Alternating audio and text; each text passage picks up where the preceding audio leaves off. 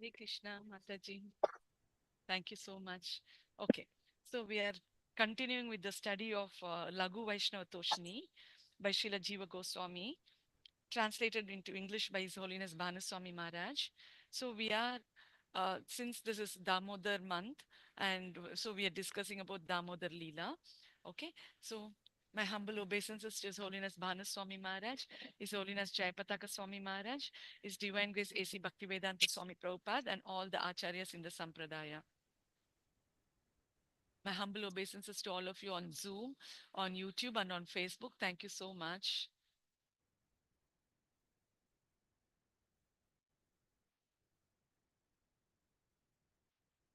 Okay, we are continuing with this is in the ninth chapter. Okay, we are in the 10th verse.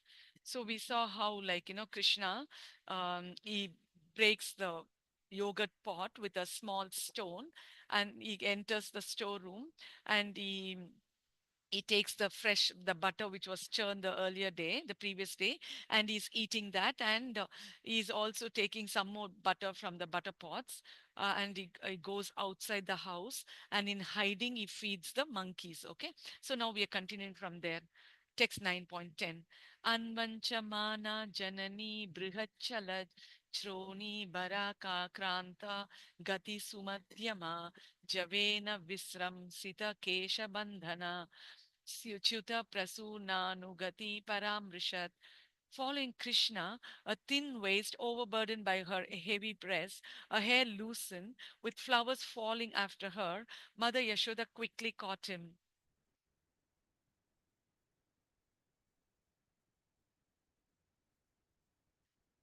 Commentary. Though having a large, heavy body, she quickly caught him. She caught him from behind with great affection since she was his mother. So now Krishna is hiding, like, from Yashodama, and he's in a solitary place, and happily is in anxiety, he's looking here and there whether somebody is coming, and then he's happily feeding the monkeys. So now Yashodama, she sees him from behind, and she goes and in a very, like, nimble, like, very, very subtly she goes there, and she catches hold of Krishna, and she was very out of she had so much of affection for Krishna. She caught him from behind with great affection since she was his mother. Text 9.11. Kritagasam tam prarudantam akshini kashantam anjan masini swapanina udvikshamanam bhaya bihvalekshanam haste grihitva bishayanti avagurat. She grabbed the hand of Krishna, who was crying intensely because of his crime, rubbing his eyes, which were running with mascara, with his hands, and looking up at his mother with fearful glances. She made him fearful by scolding him. So she grabbed Krishna, she grabbed his hands.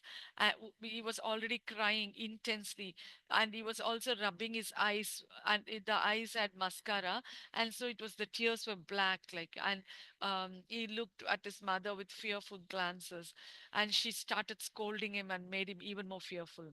Commentary. He cried excessively, fearing a beating because of having done wrong. Kritagasam. Because of tears, the mascara was running from his eyes. Though he desired it, she did not wipe his tears with her hand because of his offense. With his hand, he rubbed his own eyes to produce more tears or to wipe the tears away. His eyes were slightly agitated with fear, or in fear he cried.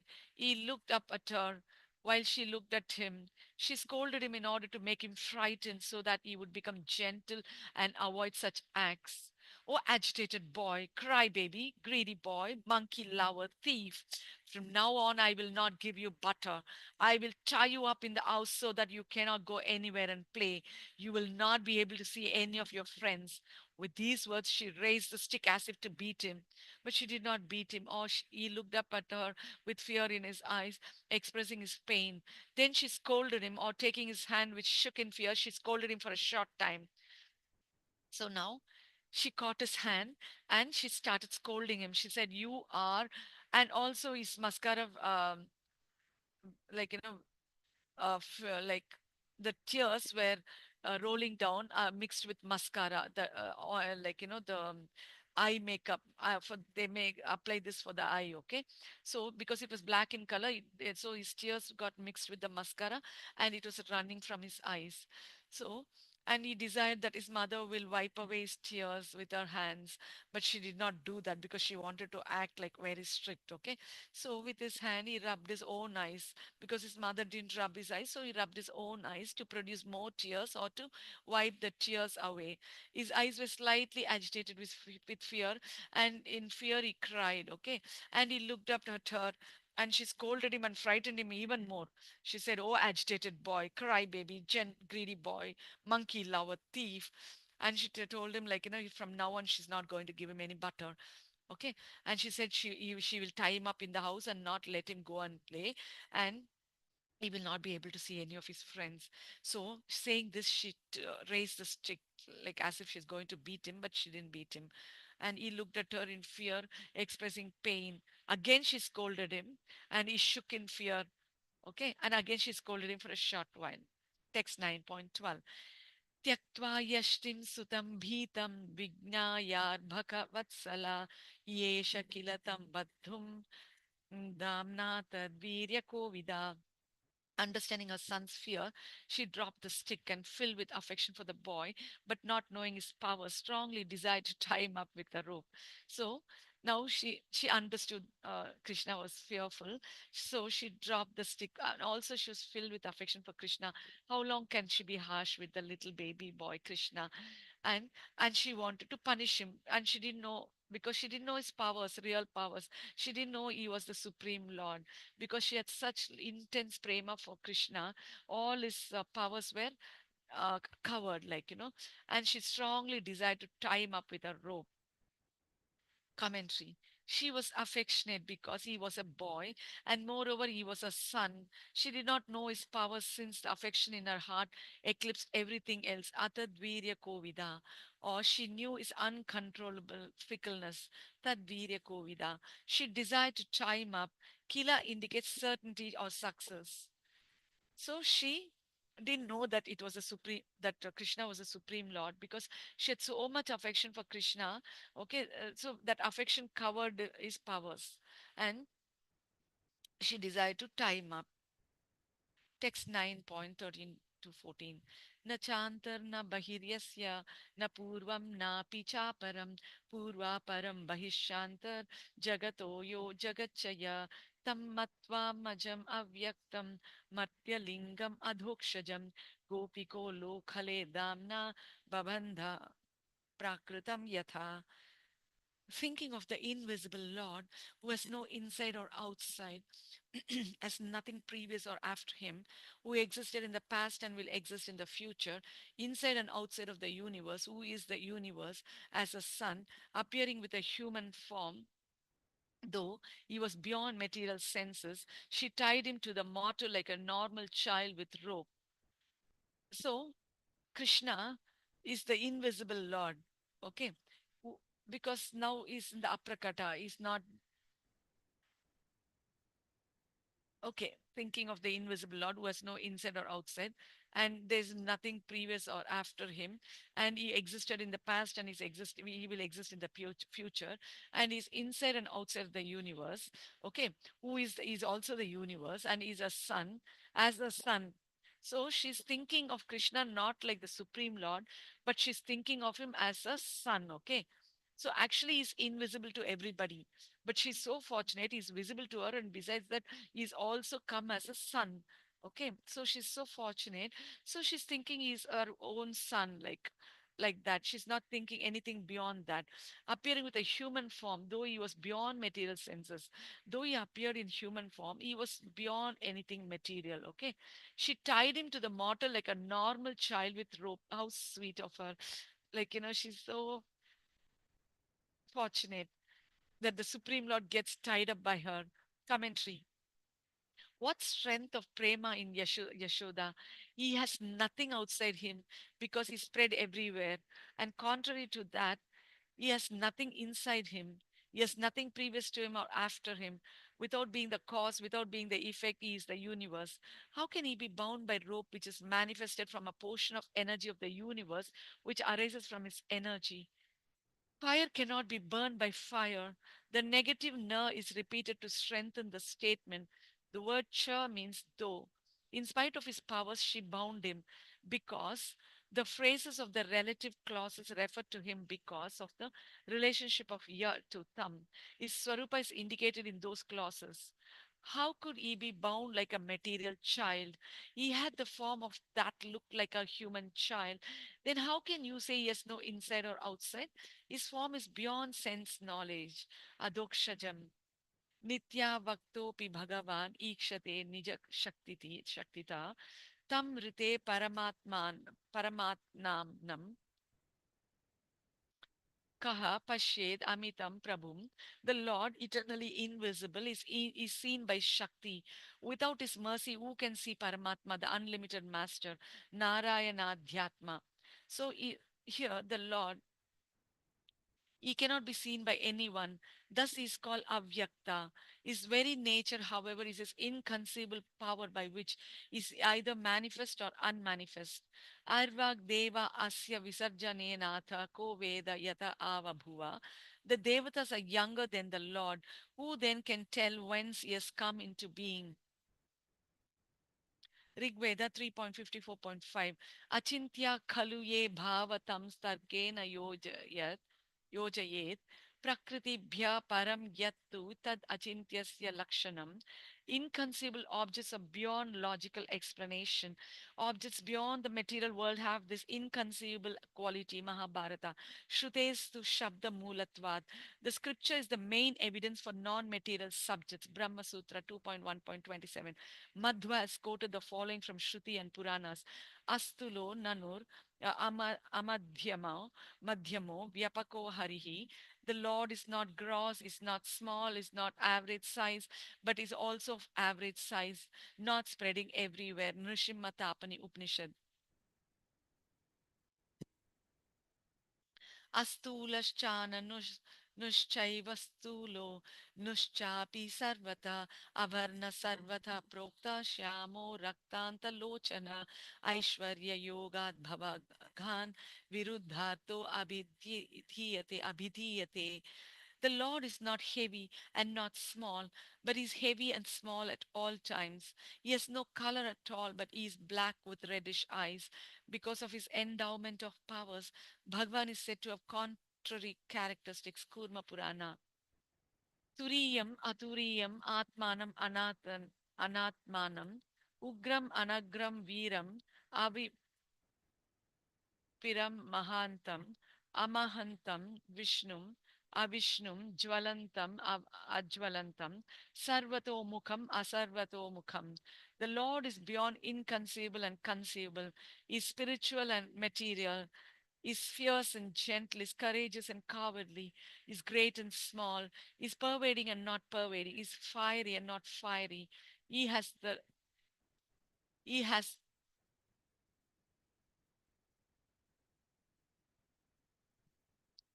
He has his face everywhere and nowhere. Nushamatapani Upanishad. The Lord Himself has directly stated, Maya tatam idam sarvam jagad avyakta murtina matstani sarva bhutani nachaham teshva avastita nacha matstani bhutani pashyame yogam aishwaram bhuta brun nacha bhutasto mamatma bhuta bhavana. I pervade this whole universe by my form, which is invisible to material eyes. And simultaneously, all entities are within me, but I am not in them, and the living beings are not in me. See my inconceivable power. I maintain them and protect them, but I am not in them.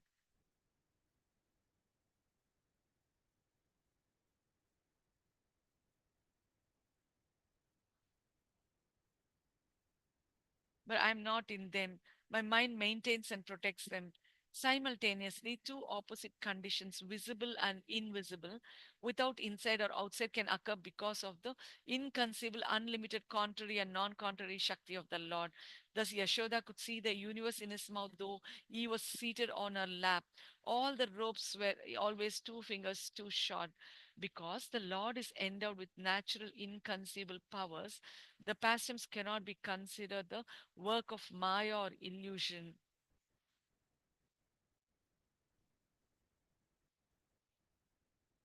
If he has such great powers, anything is easily accomplished by him. Why did she not see his grandeur? She thought of him as a son. Because of her full rasa of Vatsalya, his powerful portion was covered. She bound him around the waist. This is not mentioned because it is well known from his name Damodara. Harivamsha, however, says Damna Chaivodare Badhva Pratyabandhadat Ulukale. He was bound by a cord around his waist to a mortar. She bound him so that it was not painful, but because she feared he would run away in fear.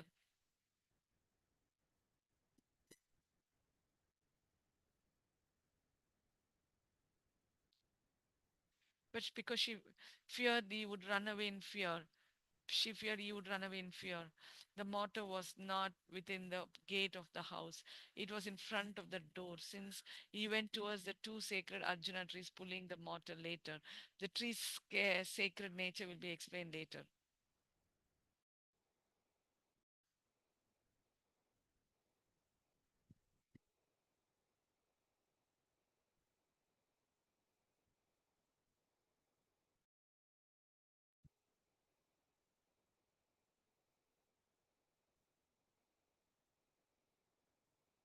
Okay. The Supreme Lord is invisible because Avyakta is not visible to the non-devotees. Okay. So, and even in the devotees at the sadhana stage is not visible. In the Bhava stage, very few times is visible, maybe once or twice or thrice. That's it. And in Prema, of course, he's always with the devotees. So, is visible to the devotees in Prema. So, and he is the universe himself. He's outside the universe, inside the universe, and he is the universe himself. And how did he appear? He appeared in a human form, though he was beyond the material senses. So, and what did Yashodama do? She tied him to the mortar like a normal child with rope. Commentary. So, with strength of Prema and Yashoda, he has nothing outside him because he's spread everywhere as Brahmajyoti. Okay, so everywhere he spread. And contrary to that, he has nothing inside him. He has nothing previous to him, after him. Burning.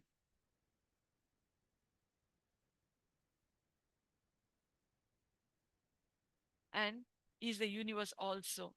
Yeah, how can he be bound by rope which is manifested from a portion of the energy of the universe which arises from his energy? So he's beyond this material things. But how can Yashodamat bind him up with a rope that is material only, which is coming only from his Shaktis? Okay. So even fire cannot burn fire. And negative na is repeated to strengthen the statement. The word cha means though, in spite of his powers, she bound him because the phrases of the relative clauses refer to him because of the relationship of yeah to yeah.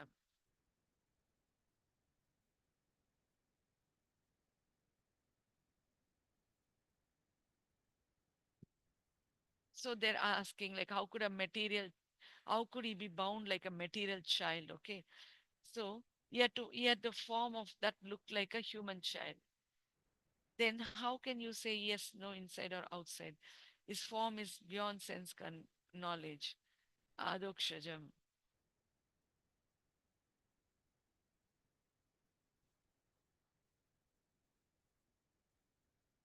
So his form is beyond sense knowledge, okay? And the Lord who's eternally invisible is seen by his Shakti. So you cannot see the Lord as and when we want, okay? He's invisible. And uh, is seen by his Shakti. So you can see him only by Shakti. Without his mercy, who can see Paramatma, the unlimited master? So that is there in the scripture, Narayana Dhyatma. He cannot be seen by anyone. So thus he's called Avyakta. His very nature, however, is inconceivable power by which he is either manifest or unmanifest. So sometimes he's manifest, sometimes he's unmanifest. Okay, that is because of his Yogamaya potency. So the Devatas are younger than the Lord. So who can tell when the Lord came into existence? Because he's eternal, even the Devatas are eternal. Everybody is eternal. All the Jivas are eternal. So no one can say when exactly the Devatas.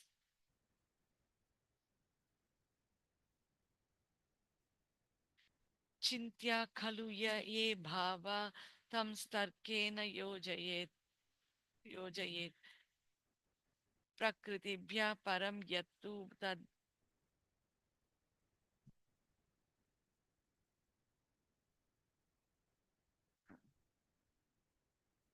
So, since the Devatas are also younger than Krishna, how can they say what is the age of Krishna? It's impossible. So, inconceivable objects are beyond logical explanation, or objects beyond the material world have their inconceivable quality. So, all these things, it's inconceivable. The Lord can be there, He cannot be there. He will not be there. Like, so it is coming in the later statements, so it is contradictory, but it is all a fact, like, for the Supreme Lord, even contradictions doesn't matter. Okay, so is beyond logical explanation, and objects beyond the material world have this inconceivable quality. Okay, so but where do you come to this conclusion? This is the fact from the scriptures. Shrutes tu shabda mulatvat, Brahma Sutras or Vedanta Sutras 2.1.27. The scripture is the main evidence for non-material objects, for the spiritual objects. Madhva has quoted the following from Shruti and Puranas. What does he say? He says the Lord is not gross, is not small, is not average size, but is also of average size, not spreading everywhere. So they're telling the Lord is not gross, is not small, is not average size, but is also average size. So they're contradictory statements, and is not spreading everywhere, but actually spreading everywhere also. So this is from Nrishimatapni Upanishad. So these are all contradictory statements, but it is all a fact. The Lord is not heavy and not small, but is heavy and small at all times. He has no color at all, but he is black with reddish eyes.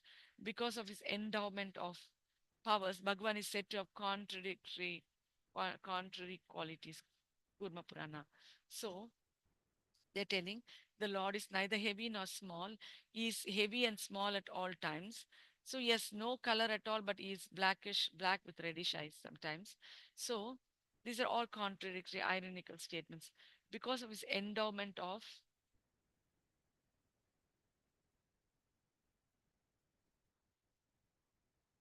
powers, Bhagwan is said to have contrary characteristics, like in Kurma Purana. So because of his endowment of powers, Bhagwan is said to have contrary ties. Kurma Purana. Turiyam Aturo Aturibhyam. So the Lord is beyond inconceivable and conceivable. He is spiritual and material. He is fierce and gentle. He is courageous and cowardly. He is great and small. He is pervading and not pervading. He is fiery and not fiery. He has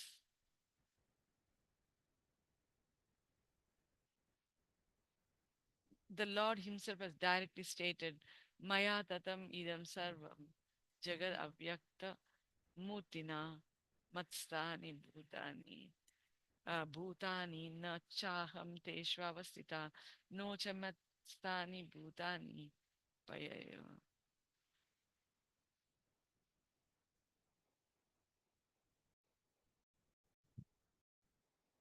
So what does this statement say? I pervade this whole universe by my form, which is invisible to the materialized. So he says, I am pervading the entire world, and my form, I pervade this whole universe by my form, which is invisible to materialize, and simultaneously all entities are within me, but I'm not in them. So he says, I'm pervading the whole universe by my form, which is invisible to materialize. So he's just uh, talking not the right thing. He says, I pervade this whole universe by my form, which is invisible to materialize. So Krishna tells Arjuna that I pervade this whole universe by my material form, which is invisible to material eyes, and simultaneously all work ties not within me, but I am everywhere.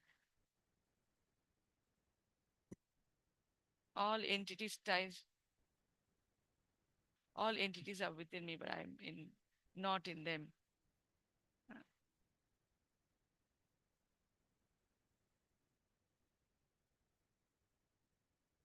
See my inconceivable powers.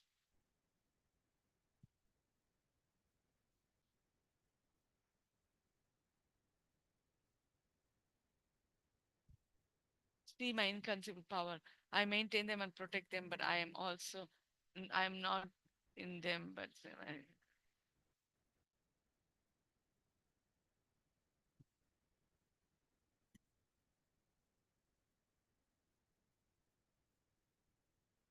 so he says, I am not in them, and the living beings are not in me. So see my inconceivable power. I maintain them and protect them, but I am not in them. My mind maintains and protects them. So he says, my superior energy, that is the jivas, and the living beings are not in him. So there is telling the living beings are not in him. So he says, see my inconceivable power. I maintain them and protect them, but I cannot wait to sing in him.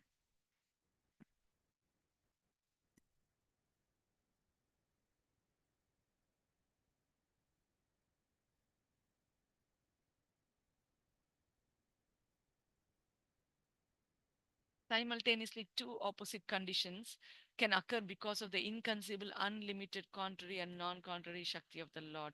Thus, Yashoda could see the universe in his mouth, though he was created on her lap. All the robes that were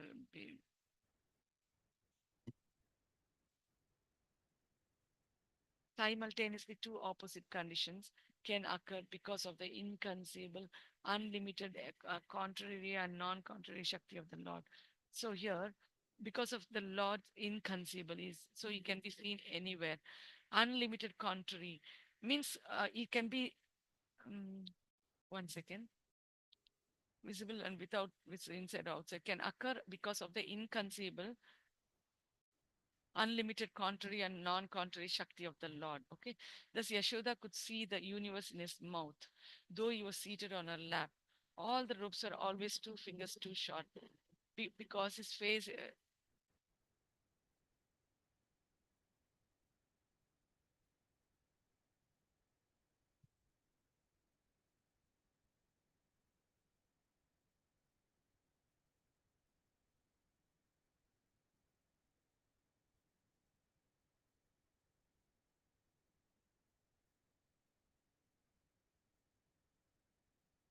So the Lord is visible and not visible at the same time.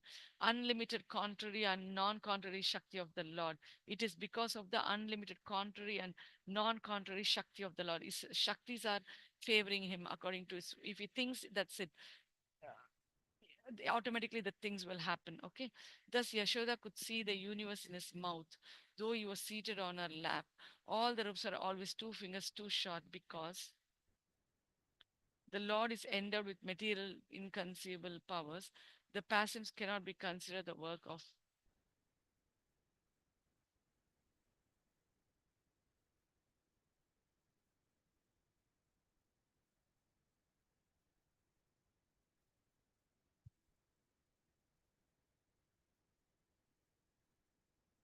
So the Lord is endowed with natural inconceivable powers.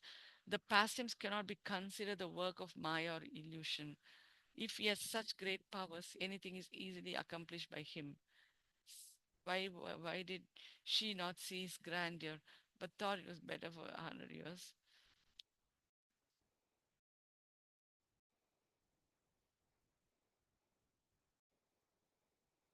Because of her full rasa of Vatsalya, his powerful portion was covered. She bound him around the waist.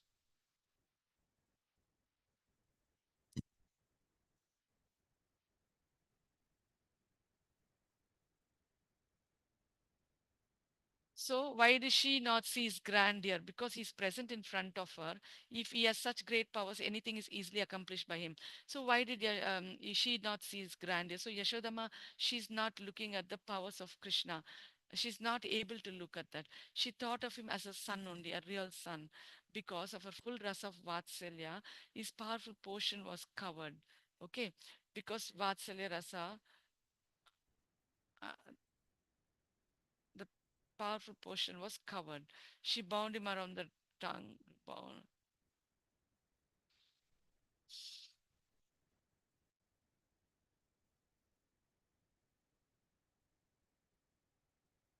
She bound him around the waist. That is not mentioned because it is well known from his name Damodara. Harivamsha, however, says Damna Chaivodare Badhva. Pratyabdha, Argurugena, see the God. She bound him with, she bound him so that it was not painful. She bound, he told, like, without any pain, she bound him up. But she, because she feared he would run away in fear. The mortar was not the mortar was not within the gate of the house. Okay, so it was in front of the door. Since he was went toward the two sacred archana trees, pulling the mortar bands.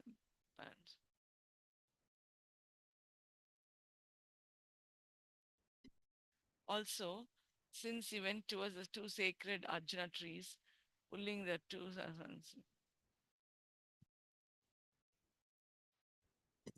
Okay, so this mortar, it was not within the house. Um, the mortar was not within the gate of the house. It was in front of the door. Since he went towards the two sacred Archana trees, pulling the mortar later. Okay, the tree's sacred nature will be explained later. Text 9.15. Taddama badhyamanasya swarbhakasya kritagasa dvi angulo nam abhutena sandade nyacha gopika. When Mother Yashoda was trying to bind the offending child, she saw that the binding rope was short by a distance of 2 fingers width. Thus, she brought another rope to join to it. Commentary. She wanted to tie him up because he was her son, since she should not ignore teaching him a lesson as she could with her other boys. The first rope was 2 fingers too short by chance, and all the later ropes tied together were also 2 fingers too short through his vibhuta shakti. Because of his stubborn nature as a small child, he could not be brought under control if two elements, special intense prema of his devotee and his special mercy arising because of that prema, were lacking. Later it is said, seeing a fatigue, he agreed to be tied up. Srimad Bhagavatam 10.9.18. She got other ropes. Hearing the mother scold the child while he cried, neighboring gopis arrived and laughed as they gave her more rope.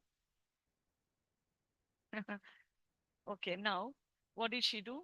She was trying to bind the offending child because she wanted to correct him. She wanted him to be like other kids, like, she didn't want him to make um, problems, like, going and stealing butter from others' houses or breaking the yogurt pots and all that. So she wanted to teach him a lesson, and she could, as she could do with other boys, like, she had control over even Krishna, because she thought Krishna is her own son. With affection, she bound him. So then now she's not able to bind him, but she's trying. So she tried him with the first rope. It was 2 fingers too short by chance, and again she brought so many ropes. She tied them together, and all the ropes are 2 fingers too short through his Vibhuta Shakti, because his Shakti is playing here, because his stubborn nature as a small child, because he wants to go and play, but Mother Yashoda is not letting him. So he is also not cooperating with Mother Yashoda. So he could not be brought under control if two elements, special intense prema of his devotee and his special mercy, arising because of that prema. Okay. So what are the two things lacking here now? Is intense prema for his devotee. So special intense prema of his devotee and his special mercy arising because of that prema. They both were lacking. So mercy and endeavor. So were lacking. Later it is said, seeing her fatigue, he agreed to be tied up. She did continuously, she endeavored and endeavored and endeavored. She was trying and trying and trying, and she's sweating, and but she's not giving up. With that determination, she's doing the work. And finally Krishna obliged, because she was very determined in her goal. Like, so she got other ropes, and seeing this, like, the other neighbor gopis, the elderly gopis, they heard Mother Yashoda scolding Krishna, and hearing Krishna's cries, the neighboring gopis arrived and laughed, and they gave more ropes, because he is always going and creating trouble in their houses also. So they also brought more ropes and gave it to Yashodama to tie up Krishna from their houses. Okay, text 9.16. Yada si tad api nyunam Tenan yad api asandade tad api dvi angulam nyunam yad adatta bandhanam. This new rope also was also short by a measurement of 2 fingers, and when she got more rope and joined it, it was still 2 fingers too short. Now, this new rope also being brought by the neighbors also fell short by 2 fingers, and when she got more rope and joined it, it was still 2 fingers too short. Mhm. Commentary that also was too short, referring to the previous verse, or because the rope was short, she joined other rope. When she obtained more rope, bandhanam, it was also 2 fingers too short. Text 9.17. Yevam swageha damani yashoda sandadati api gopinam susmayanti nam smayanti vismita bhavat. Thus, Mother Yashoda joined whatever ropes were available in the household. Though her friends were heartily laughing, she also smiled in wonder. So now, your Mother Yashoda, she joined whatever ropes she could get in the household. And though her friends were heartily laughing, she also smiled in wonder. Why this is happening? Why I can't tie up Krishna? Even she is amused. Commentary. The neighbors were broadly smiling. The possessive case indicates that she ignored them. Though she joined ropes with great determination, the rope was always insufficient to tie him. Her friends laughed in great wonder, but she ignored them. She joined all the ropes in the house, including the churning ropes. For the churning the butter, they used some ropes. Even that also she tried. Or she became united with the ropes by absorption in them. The genitive case can indicate the locative case. The meaning is then, when the gopi smiled, she smiled out of astonishment. Okay. On that day, Rohini had gone with Balarama to Upananda's house on an invitation. If Rohini had been there, she would have prevented Yashoda from tying up Krishna. So, what happened on that day? Rohini Ma, she went with Balarama to Upananda's house on an invitation. There was some function, festival there. So, they invited. So, Rohini and Balarama had gone there. So, and if they're telling if Rohini was here, she would have prevented Yashodama from tying up Krishna. Text 9.18. Swamatu swinna gatraya visrasta kabarasruja drishtva parishramam Krishna kripayasid swabandhane. Because of Mother Yashoda's hard labor, her whole body became covered with perspiration, and the flowers and comb were falling from her hair. When child Krishna saw his mother thus fatigued, he became merciful to her and agreed to be bound. Commentary. Krishna, Swayam Bhagavan, who performs pastimes to attract all minds by mercy, agreed to be bound. Seeing his own mother with greater affection for her than he had for himself, he became merciful, unable to tolerate seeing us suffer, and accepted to be bound up, though it was difficult. The word Matu of his mother indicates the main reason, her great motherly affection. Giving up his nature of infantile stubbornness, he became bound just by a second piece of rope. Since his Vibhuta Shakti lost hostility to being tied by the rope when he became fixed on being merciful, no other rope was needed. She had become tired because she had to deal with a child strong as a young elephant and had to search for rope. So, here, finally, Krishna, who is Swayam Bhagwan, who performs pastimes to attract all minds by mercy, he agreed to be bound. Though he was young and he was very stubborn, with greater affection for for her, he then agreed to be bound up, though it is very tough, like for him, unable to talk because he was unable to see us suffering, and accepted to be bound, though it was difficult, and giving up his infantile stubbornness, he was bound just by a second piece of rope now. Earlier, how many other ropes were being used? They could not tie him up, but now even a small rope could just be sufficient to tie him up. Why? Because now he is becoming merciful and being agreed to be tied up, because he sees the determination and endeavor that Mother Yashoda was has put in. So even the ropes, like they're agreeing to tie up Krishna, because it is his, since his Vibhuta Shakti lost hostility to be tied up by the rope, okay, when he got fixed on being merciful, and no other rope was needed, that much is sufficient because of his mercy. She had been become tired because she had to deal with a strong child as a young elephant, and had to search for rope. Text 9.19. Yevam sandarshita hai anga harina Britya Vashyata Vashenapi Krishnena Yasyedam Seshwaram Vashe. In this way, the attractive Lord has shown that he is under the control of the devotee, even though as Swayam Bhagwan Krishna controls the universe and all the devatas. Commentary. It is concluded that Krishna is complete and the supreme in powers as the Lord is without hunger and dissatisfaction. Yet he has been described that he was angry, theft prone, and fearful, and he fled away. He was forcibly grabbed by his mother and cried. These characteristics, being confidential, should be understood to be real by you, since they are a cause of rasa. But how can he also be called perfect and supreme? So, now in this way, the attractive Lord Krishna came under the control of the devotee here, Yashoda Ma. Even though Swayam Bhagavan Krishna controls the universe and the devatas. So, though Krishna, actually, it is concluded here that Krishna is complete and is supreme in powers, okay? He is without hunger and dissatisfaction. Yet, it is described here that he was hungry, he was prone, he was fearful, and he fled away in fear, and he was forcefully grabbed by his mother, and because of that fear he even cried. So these characteristics, being confidential, should be understood to be real by you, because these are all confidential. Everybody cannot see Krishna crying and all these things. Only the real devotee can see all these things, can understand all these things in its real true nature.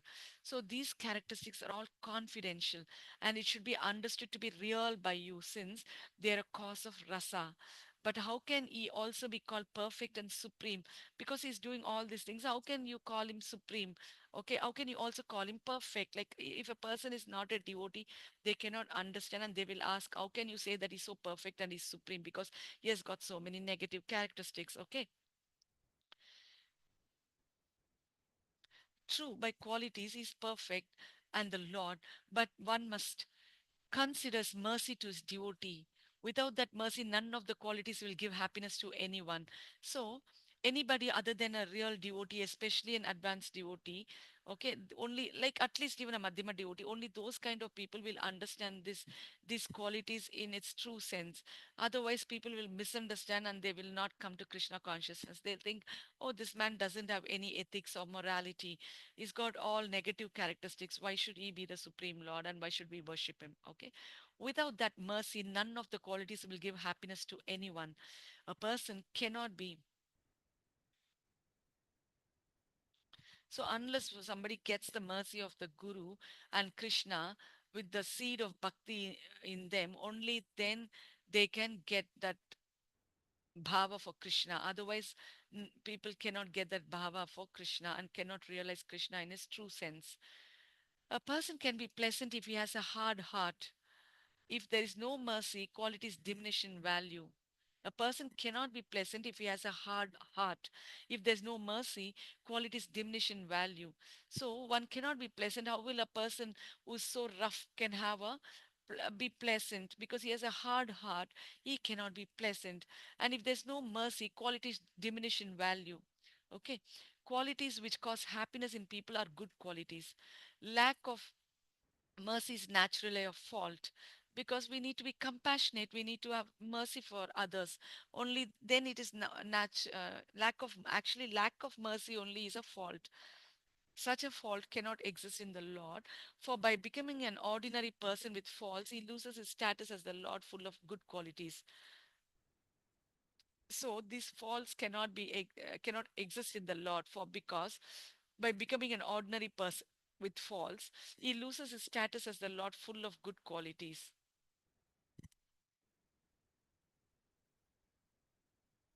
Okay, if somebody says like this person cannot be a lord, or he cannot be perfect because he's got many negative qualities. Okay, such a fault cannot exist in the Lord, because he's perfect, they say. By becoming an ordinary person with faults, he loses his status as the Lord full of good qualities. I am Atma Pahata Papma. The Lord is devoid of sin. Chandogya Upanishad 8.1.5. Yesha u eva vamani. Vamani Sarvani Abhiyanti, is full of all auspicious qualities. All qualities come to the person who knows the Lord as such. Chandogya Upanishad 4.15.3. Mercy produces all other qualities and counters all faults. So, is full of all auspicious qualities. All qualities come to the person who knows the Lord as such. So, whoever understands a devotee, who knows the true nature of the Lord, who understands all these qualities in their real true sense, okay, that person, he will get qualities. He also develops auspicious qualities like the Lord. Chandogya Upanishad 4.15.3.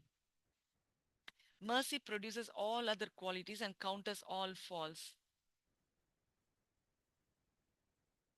Okay. So only when you get the mercy of Guru and Krishna, uh, produces all other qualities and counters all faults. Okay. Therefore, it is the chief quality. This is explained in relation to the Pumsavana ceremony. Pumsavana ceremony described in the sixth canto. So now they are giving an example. Yathatvam kripaya bhutya tejasa महिमा मौजसा जुष्ट ईशा गुणै सर्वैस्ततोसि भगवान प्रभु. Just as you are endowed with mercy by which your powers are hidden, so you are situated as the Supreme Lord, worthy of worship, by being endowed with the Shakti of Mahalakshmi, the Shakti of independence, the Shakti of wealth, all strength and other qualities. Srimad Bhagavatam 6.19.5. So here it is explained that just as you are endowed with mercy by which your powers are hidden, so you are situated as the Supreme Lord, worthy of worship, by being endowed with the Shakti of Mahalakshmi, the Shakti of independence, the Shakti of wealth, all strength and other qualities. So, just like you are endowed with mercy by your powers are hidden. So, you are situated as the Supreme Lord, worthy of worship, by being endowed with the Shakti of Mahalakshmi, the Shakti of independence, the Shakti of wealth, all strength and other qualities. Can we just go to this? I'll just go to this Srimad Bhagavatam 6. Okay, I'll finish this and go there. So that mercy corresponds to the nature of bhakti and his proper sins. In his absence, there's fault. If unconditional bhakti controls the Lord, it is proper that mercy also controls him. By this, his powers do not increase. Decrease by this his powers do not decrease, since they manifest elsewhere, because he is able to even deliver these. So they're telling that mercy corresponds to the nature of bhakti and is proper since it's in its absence there's fault. If unconditional bhakti controls the Lord, it is proper that mercy also controls him. So if a devotee is having unconditional love for the Lord, it is proper that mercy also controls him. Okay. So Krishna is also controlled by that devotee because of this mercy. Okay, because he's getting attracted to that devotee and is becoming merciful to that devotee and is being controlled by that devotee. The more the devotion, the more the Krishna comes under control of the devotee. By this, his powers do not decrease. Just because he's coming under the control of the devotee, his powers are not decreasing, since they manifest elsewhere. Because you can see his powers being manifest somewhere else. For instance, though Krishna was bound up, he showed power to deliver Kuvera's sons by pulling down the trees. Okay, though Krishna was tied with the to the mortar with the with the ropes, still Krishna just walked away with that mortar itself. He not walked away, he rolled with that mortar, and in the process, he shook the Arjuna trees, and then they were uprooted. Okay, and in the process, he delivered Kuvera's sons, Nala Kuvera and Manigriva. Okay, so rather, but the quality of mercy, since it's all attractive, the powers of the Lord double in potency. So now, because of the mercy given to these two sons of Kuvera, okay, since it's all attractive, the quality of mercy, because it's all attractive, the powers of the Lord double in potency. So his powers are not diminishing. His powers, just because he came under control of Mother Yashoda, actually his powers are becoming double. It is becoming more and more in potency. Why? Because he's able to even deliver these curse-ridden Kuvera's sons. Okay. So it is necessary that he is controlled by the devotee.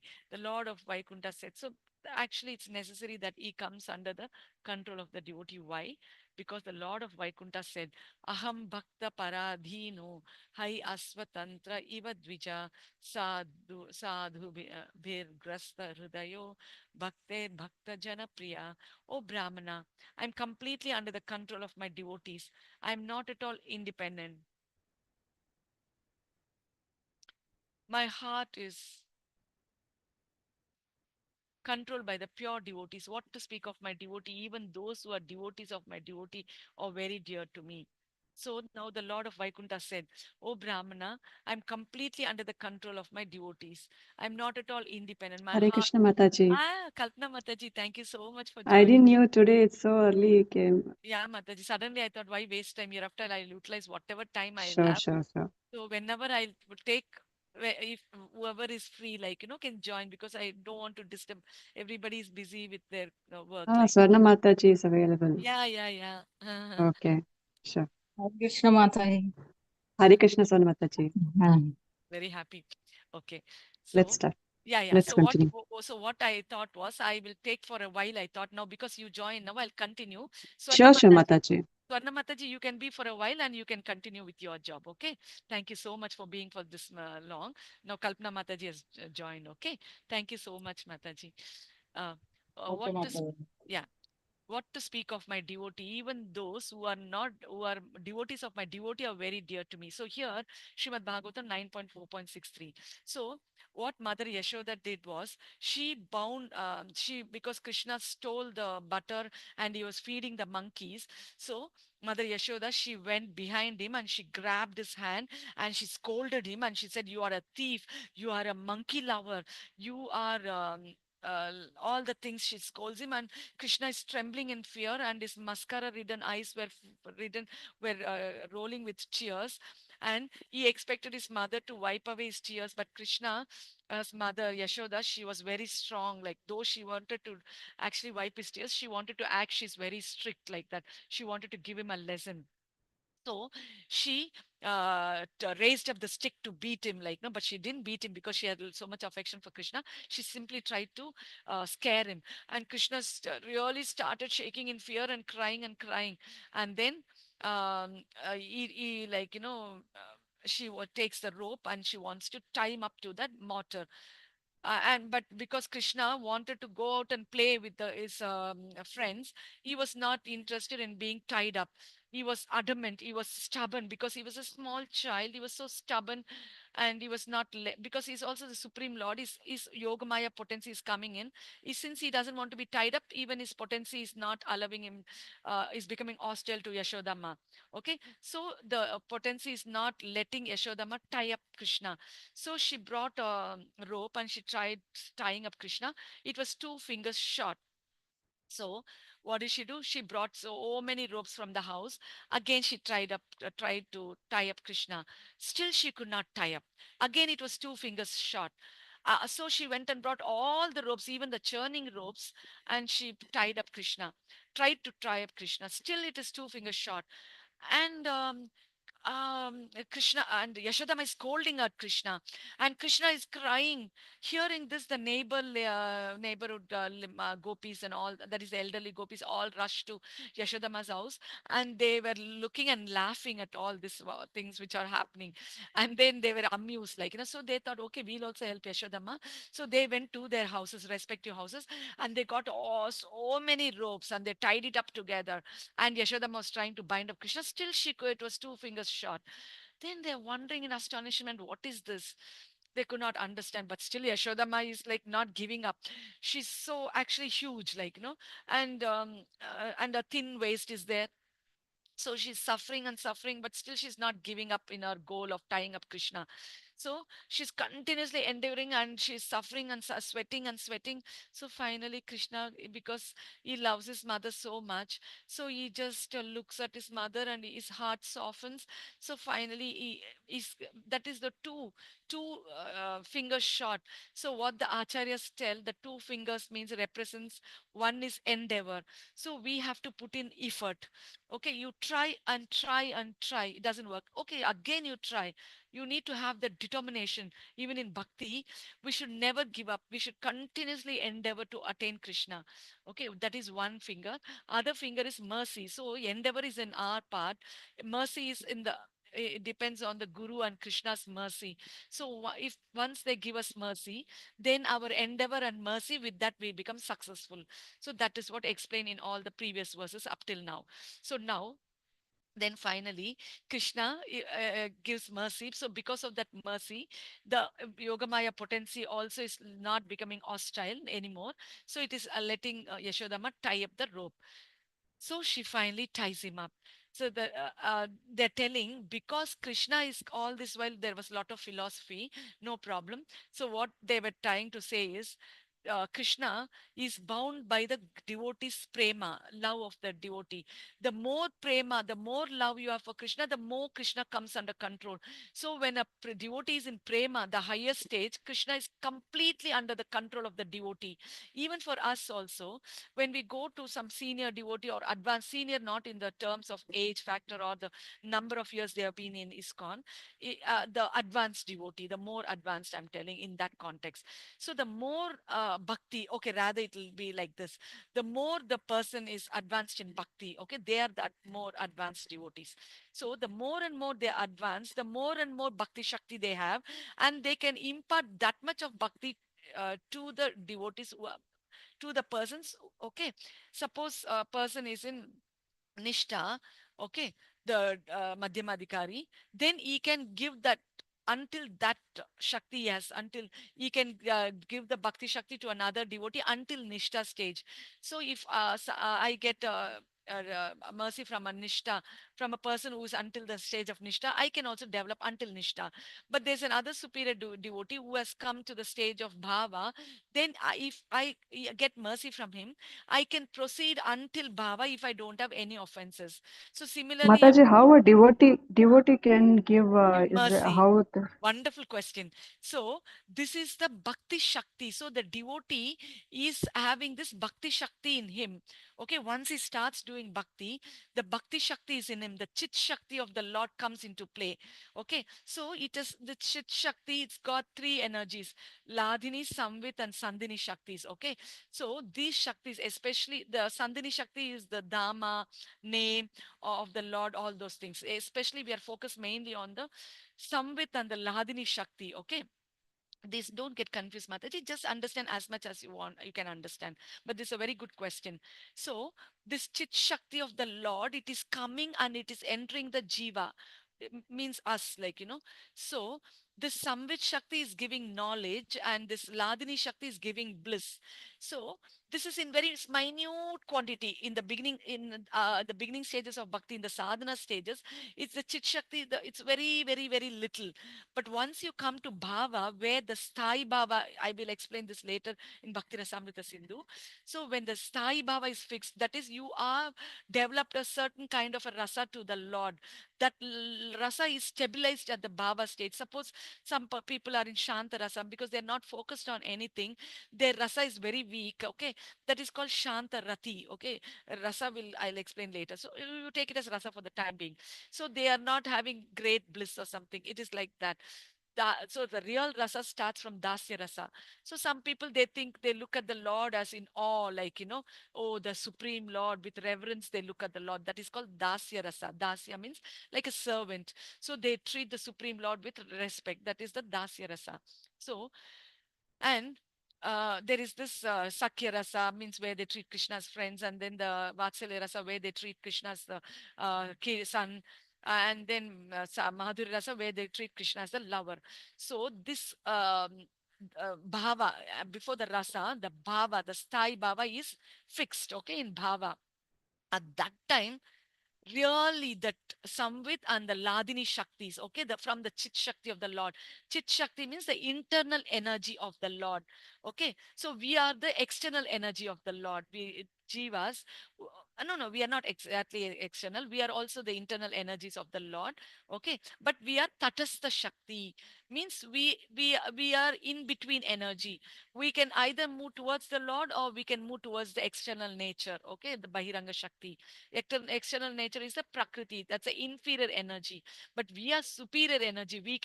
We are actually, we are spirit souls. We are pure by nature, but we are covered by this material contamination. Why?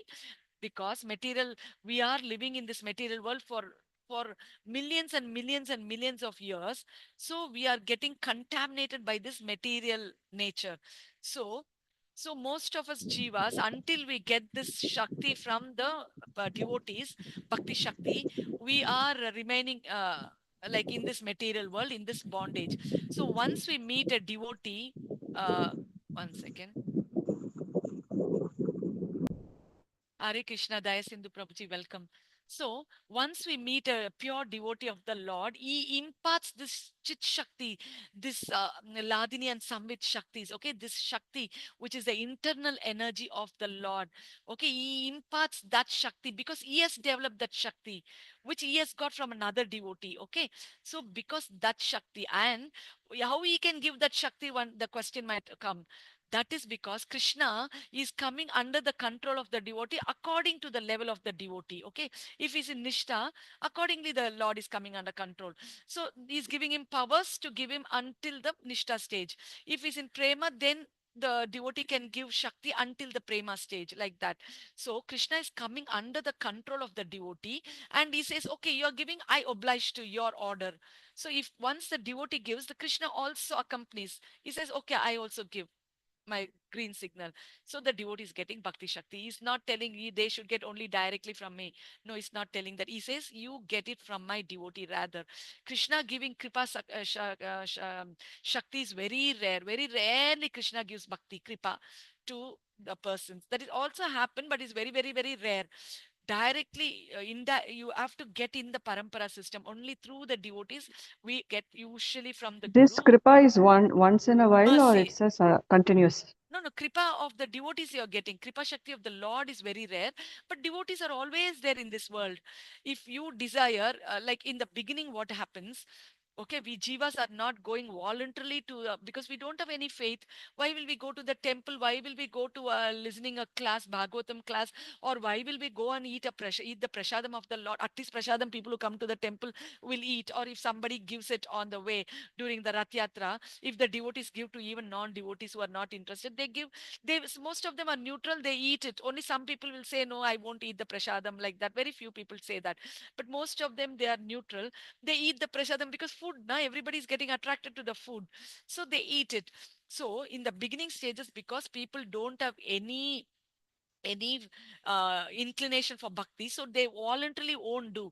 At that time, what is happening is the devotees, they are giving mercy to these people by the way of giving prasadam, by the way of doing kirtan. Even during Rath Yatra we do kirtan, so they listen to that kirtan, so that is also getting slowly into the jiva, absorbed into the jiva. The prasadam is getting absorbed in the jiva.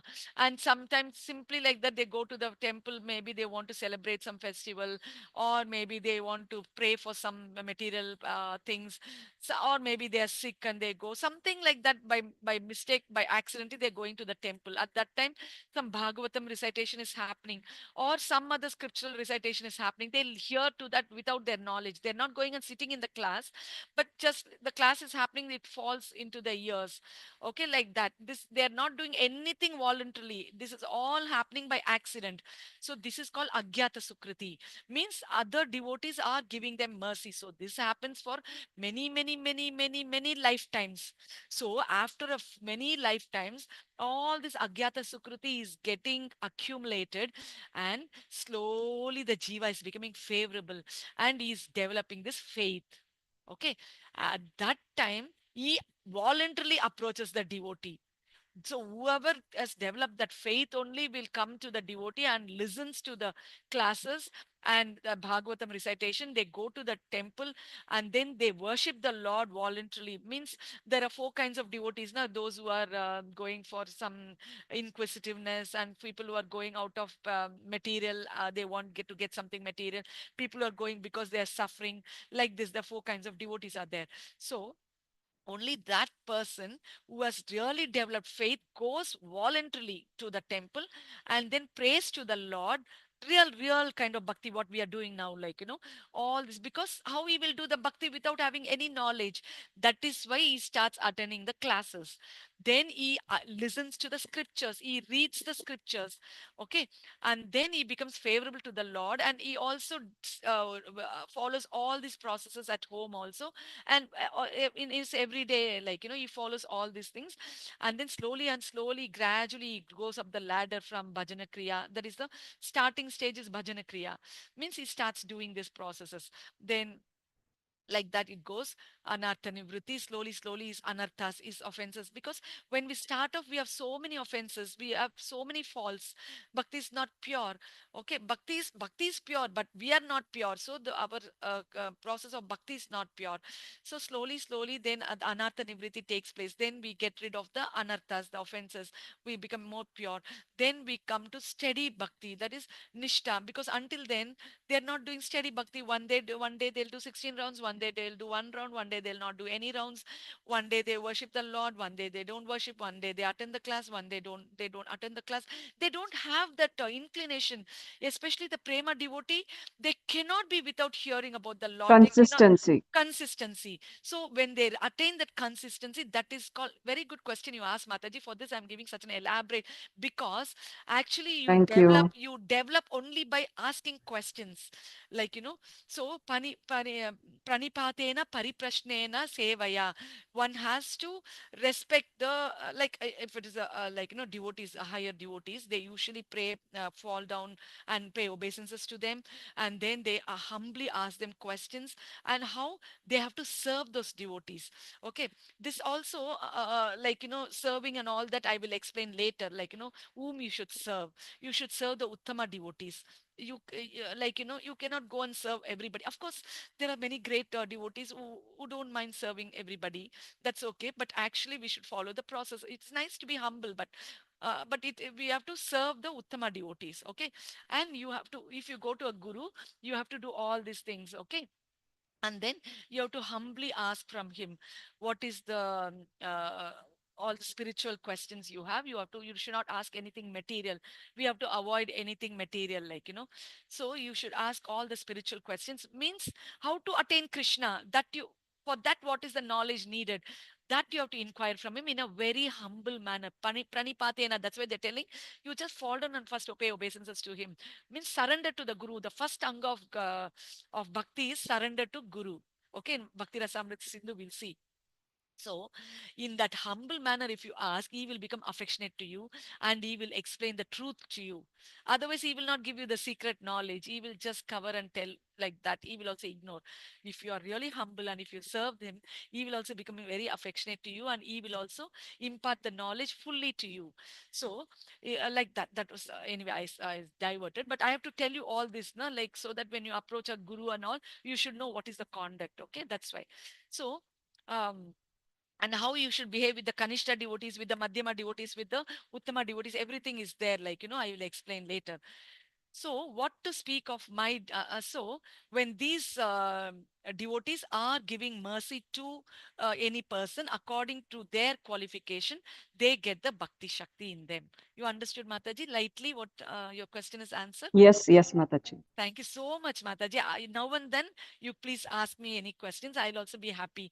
This is what my Maharaj instructed me. You take, see, now I'm reading sessions I'm doing. Sometimes I'll just take the classes also, just like that. Like, okay, at that time also, if you ask some questions, I answer, my knowledge also will be improving. You understood? Definitely, So this is what definitely. my guru instructed me, like, and I'm very happy you're asking questions also. Thank you so much. It's not Thank that you you. have to ask every time, but if you ask also, you will also develop. I will also develop, like, Yes, yes, and yes, yes. like, my guru also. More we get Yeah, connected, and yeah, more we yeah. get connected. Yes, connected to the Krishna. yes. So, because if I answer, if you ask me, if I answer, then I means I have also gain some knowledge. Only with that knowledge I'm able to explain to you. If I don't have the knowledge, how will I explain to you? So now I know you will ask a question, and I will be ready, and I'll be prepared with more knowledge. I will read more, and I will Yes. imbibe instead of blindly telling something. This so that way you are also. Developing, I am also developing. So by usually it's a Madhyama devotees who preach, okay? Because I told you Kanishta devotees, they don't have much knowledge. And that's okay. They're gaining knowledge. At least they're in the process of gaining, and they're great. You have to respect them as devotees. But you should, and the Uttama devotees, they are in the higher stage. They're always with Krishna. So they don't find, they're seeing everybody is worshipping Krishna. They don't see this person is in a lower stage, this person in a higher stage, because they see everything related to Krishna. So they don't differentiate between a Kanishta, Madhyama, like that and all. So those kind of people, because they are Pandita Samadarshana, they are, they treat everybody as sama. So there is no need for them to preach to somebody, because we see, oh, you, this person doesn't know anything about Krishna, is rotting in this material world. It's better we go and tell them something about Kalpana Mataji. Now if you meet somebody, if they're no absolutely have no bhakti, how will you feel? You feel compassionate to them. You will tell them something, right? Not everybody, at least Yes. some people who are favorable. So that is the compassion the Madhyama devotee has for the Yeah. people. But Uttama devotee, because he is not, he's thinking everything, seeing everything in relation to Krishna. But Madhyama devotees, we should not treat like that. It will become a fault. If I'm thinking, oh, I will also treat everybody in the same manner, that's a fault. That's explained in Krishna Bhajanamrita. I'll tell later. Okay, okay. So. That is the way it goes. So these Madhyama devotees, because they are also advancing, they are not attained prema, they are also in the gradual process of going up. So when they are preaching, they are also getting purified, because the other person is listening, giving them the opportunity to preach, and they're also questioning. In the process, this Madhyama devotee is also getting uh, gradually like going up. Okay, so that's it. So both the way it's beneficial. And also the listener as well as the speaker, both of them should be qualified. Okay, so if a person is asking a question, and if the person who's reciting does not answer, because how will he answer? First of all, he needs to have some knowledge. If he doesn't have knowledge, okay, no problem, he might not know everything, no problem, because he's not the, we are not in the highest level. Because if you take the gurus and all, they are in the highest level, they can answer anything. That is why they, in Bhakti Rasamrita Sindhu, there is in so many, in Bhagavatam, there is different explanation for Kanishta, Madhyama, and Uttama. In Bhakti Rasamrita Sindhu, there is one explanation to differentiate between Kanishta, Madhyama, and Uttama. And in Upadeshamrita, Nectar of Instructions, there is one way of explaining Kanishta, Madhyama, and Uttama. All this we will see. So I am telling now the description in Bhakti Rasamrita Sindhu, okay, the Nectar of Devotion. In that it says, the Kanishta devotee is got Komala Shraddha, very light faith he has, okay, not strong faith, very light faith. And he has no knowledge of scriptures. Okay, so if somebody comes and tells, no, no, why are you worshiping Krishna? Don't worry, man, just focus on your business now. Just leave off everything, okay? Then that fellow can easily be swayed, like, he can easily leave off bhakti also. Okay, to a certain extent. But Krishna, once the person comes to bhakti, however it is, Krishna will protect him. So first step is, at least we have to come to bhakti, okay? So, but that person can be swayed off easily. And the Madhyama devotees, they are having not very strong faith like the Uttama devotees, but they have strong faith, and they have a good knowledge of scriptures, but they are not in the highest knowledge. They are not having the absolute knowledge like the Uttama devotees. And they actually, they are the ones who are finding out the difference in the kind of people, who is Kanishta, who is Madhyama, who is Uttama. So if they find Kanishta devotees, they instruct them. If they see Madhyama devotees, they behave on an equal platform. If they see Uttama devotees, they serve them. Okay, usually Uttama devotees are higher platform, so we usually serve them. Okay, so this is how it is. So here the knowledge, I'm talking about the knowledge aspect.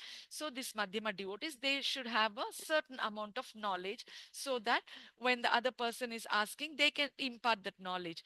So because he's not in the Uttama level, he might not know all this matter, whatever is being asked. So sometimes he can always say, I can get back to you. Or he'll say, I whatever he knows, he can tell. If he does beyond his scope, he can always find out and tell, or it's okay. No problem. Whatever he knows, he can tell. Okay, Mataji? Okay. But it is always Yes, better, Mataji. but it's always better we before we take some subject, we have some knowledge of the subject. Okay, so that the other person will have some faith on in us. And we have to Yes. take everything in the right manner. We should not explain something, we should see they say sadhu, guru, sadhu and shastra, they all should be the same.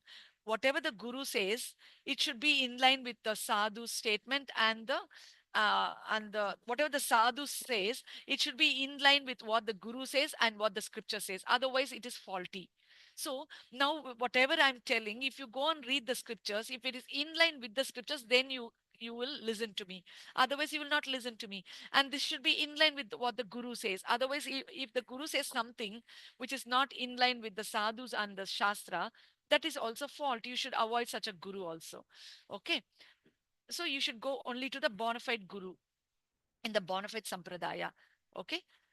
So the reason that is why we should also have some sound knowledge of scriptures. Only if we have some knowledge of scriptures, we can find out who is a qualified speaker. We should also select a qualified speaker. Okay, we cannot listen to anybody and everybody. Okay, because we should have some knowledge and we should accordingly select and listen to a proper method. Okay. The reason the Lord's heart is controlled by the Mataji, this one your a question, na? I'm explaining here. Yes. The Yes. reason Yes. the Lord's heart is controlled by the devotee is because the devotee is sadhu, devoid of other desires, devoid of cheating. So why the Lord is coming under control? Because he's sadhu, he's fully having affection for Krishna, and he's only working in a favorable mood for Krishna. Anukulena Krishna Anusilanam. So what is pure bhakti? In Bhakti Rasamrita Sindhu, it says you are like, using like your senses and mind favorably for Krishna. Okay, servicing of Krishna. So Anukulena, Anukulena means, see, we can always think of Krishna. Kamsa was always thinking all the time, 24 by 7, he was thinking of Krishna, but he was not thinking of Krishna in a favorable mood. He wanted to kill Krishna all the time because he thought Krishna is going to kill him. So it was not Anukulena, it was Pratikulena. Okay, it was against, it was unfavorable. But in bhakti, we have to have favorable attitude. Anukulyena means in a favorable manner for Krishna. So this sadhu, this devotee in his heart, he has full desire for Krishna.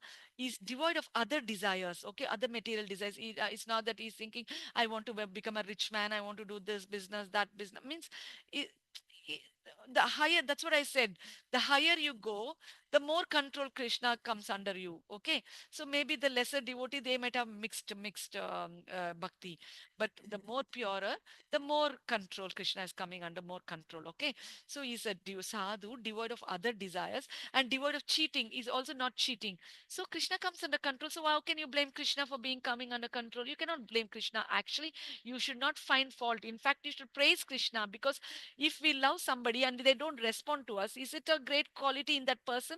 It is just pride, like, oh, okay, let all these 1,000 fans run behind me. I won't care for them.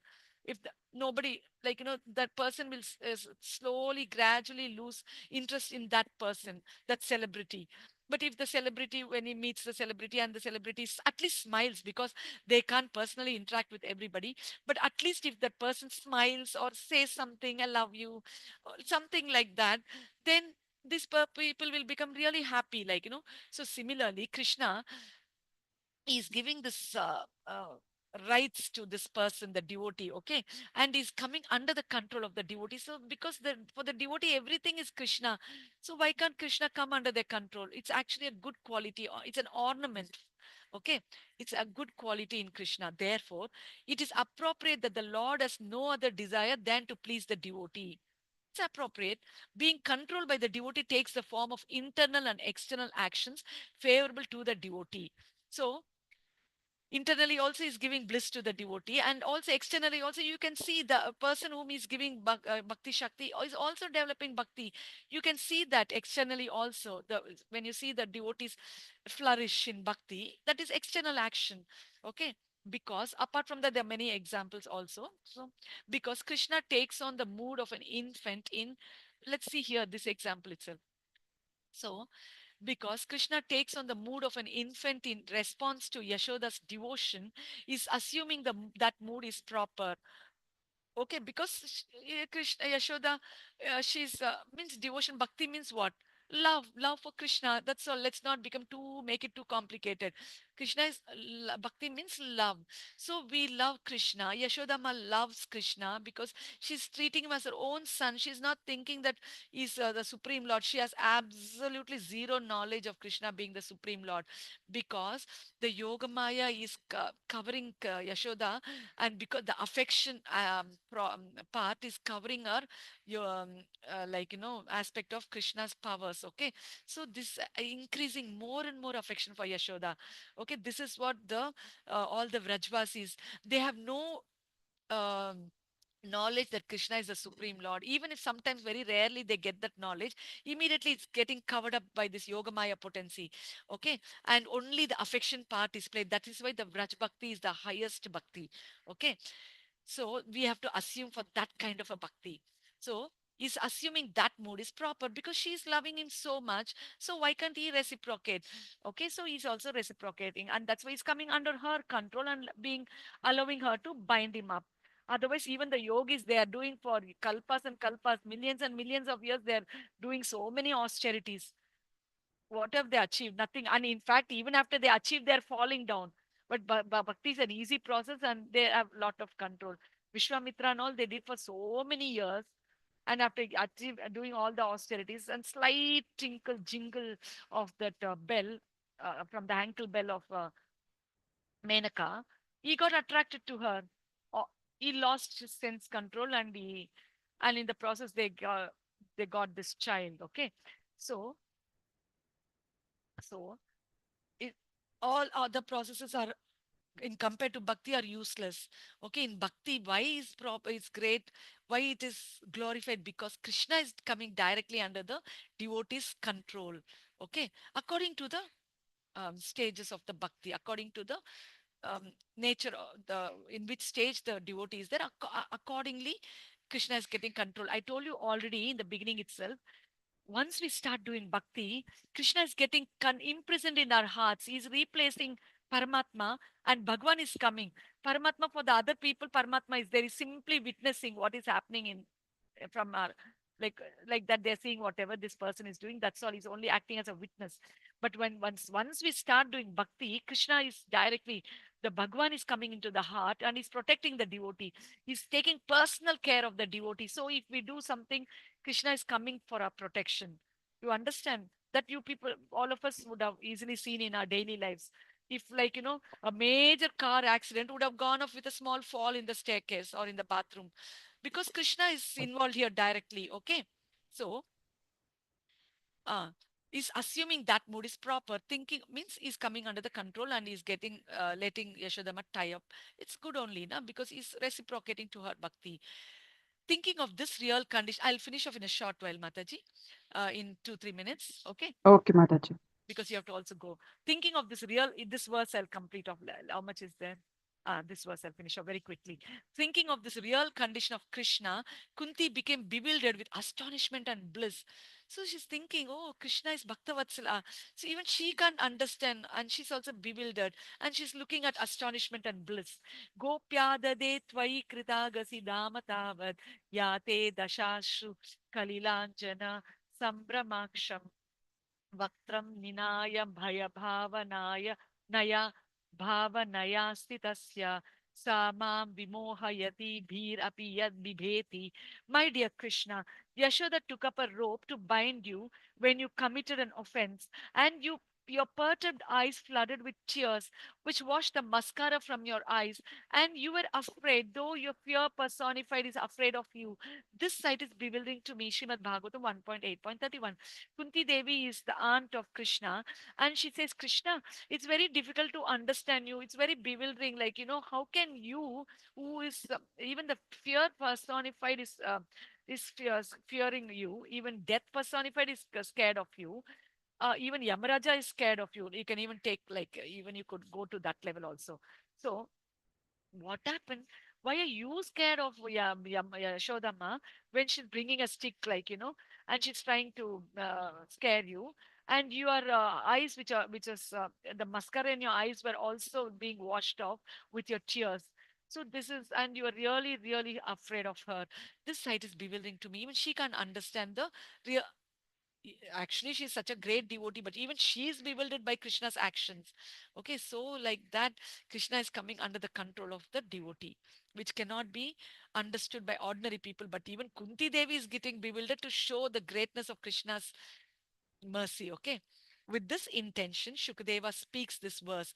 In this way, being controlled by the devotee has been explicitly shown, since elsewhere, outside of Raja, pastimes with intensely possessiveness of devotees to the extent of being bound up do not occur. So, this kind of complete control under the devotee comes mainly in Raja. Outside Raja, Krishna doesn't completely come under control of the devotees like how he comes in the control of the devotees in Raja. So that is why we have to worship in the Vraja Bhava, the Raga Anuga Bhakti, which has been recommended by Chaitanya Mahaprabhu. Okay. So there are different kinds of bhakti, all that we'll see in Bhakti Rasamrita Sindhu. Okay. So why he has more attraction for the people of Vrindavan, Raja.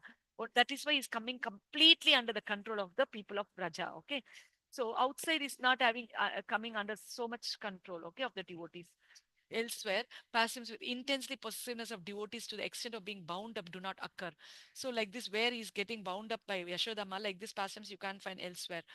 Anga expresses Shukadeva's prema for Parikshit, and he expresses certainty. Shukadeva is having so much of love for Parikshit. That is why he's giving all the secret knowledge in Srimad Bhagavatam to him. And he expresses certainty. So, okay, being controlled has been shown graphically by the Lord who attracts the devotees, Harina, independently because he's Swayam Bhagwan. Krishna controls the universe. Thank you so much, all of you. Hare Krishna. Hare Krishna Mataji. Thank you, Mataji. Evening also if possible. Anyway, I'll put in the thing group. Sure, Whenever is convenient for you, please join. If it's not sure. convenient, no problem. Listen to YouTube. Same with you, Daya Sindhu Prabhuji. Hare Krishna. Hare Krishna.